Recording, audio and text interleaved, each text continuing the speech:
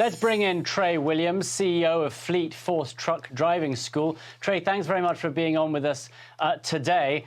By 2030, there'll be 160,000 truck drivers short. That's a staggering amount. Why are they finding it so hard to get new drivers in? Well, the American Trucking Association actually estimates the need to be 1.1 million truck drivers over the next 10-year period. So I believe that 160,000 is just a pent-up demand that could not be fulfilled. But the fact of the matter is that fewer people are entering the industry than are exiting it. So we're having a net reduction every single week from retiring truck drivers, and we're not replacing it with entry-level truck drivers. Now, the American Trucker Association says that the primary reasons for the shortage are as follows. A high average age of the average driver, and that leads to higher retirements right now.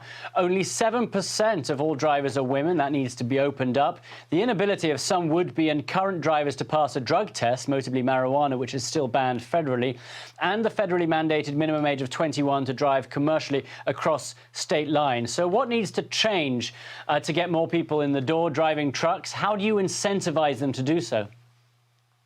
Absolutely. There is a cultural disparity and I would say generational gap between the perception of what it means to be a professional driver. Professional drivers are high skilled, highly compensated. They're experts in their field. I would say that they're akin to a corporate vice president, and they're compensated accordingly. But I think there's a general perception that it's a low skill and low wage opportunity. And with the current demand, that's certainly not the case. Compensation is rising every single week.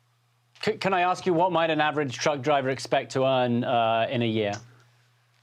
Sure. I live in the state of Florida, and in Florida, the average CDL professional driver earns just under $80,000 a year. And our entry-level drivers that we graduate from FleetForce have 2 or 3 job offers waiting for them before they even graduate, usually in the $50,000 to $65,000 range. So the compensation is certainly not no. With the demand increasing, that's going to continue to rise.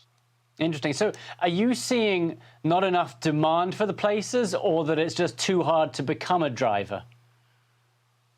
I don't think actually it's too hard to become a driver. The course is about 160 hours, about 4 or 5 weeks, and someone can come out prepared to enter a finishing program within a major carrier. Really, the demand is increasing at a rate that the supply cannot keep up with. Our world has transitioned over the past 2 decades. There's been a driver shortage for 2 decades now, but the pandemic really exacerbated that need, which is why everyone's become aware of it these days. Now, let's take the salary out of it. I know that one negative some people would say is the lifestyle. You're on the road an awful lot. You're away from your family. I mean, if you had to sell being a truck driver to the people out there, how would you do it? So there are 2 professions in America where you can go to any city in America and have a job waiting for you within 24 hours. One of them is nursing, and the other one is being a professional driver. I think we have to dispel the myth that every professional driver is an over-the-road trucker. Obviously, with the advent of home delivery of virtually everything that we consume these days, there's a lot more than just over-the-road drivers to be considered. Both Class A and Class B drivers. We're talking about concrete trucks, dump trucks, delivery vans. We're talking about those who pick up your trash and recycling management. So the professional driver isn't always the over-the-road trucker, and those compensations are rising as well. So you can still be at home with your family on the weekends.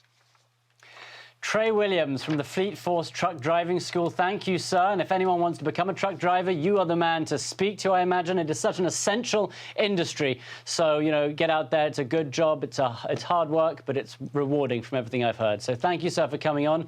And I hope we get people in those driving seats. Thanks, Trey. Thanks for having me. Hi, everyone. I'm Brian Kilmeade. I want you to do me a favor. I want you to click to subscribe to the Fox News YouTube page. This is the only way that I know for sure that you're not going to miss any great commentary, any great news bites, any great interviews coming your way on Fox. You can get it all here on YouTube. So subscribe right now.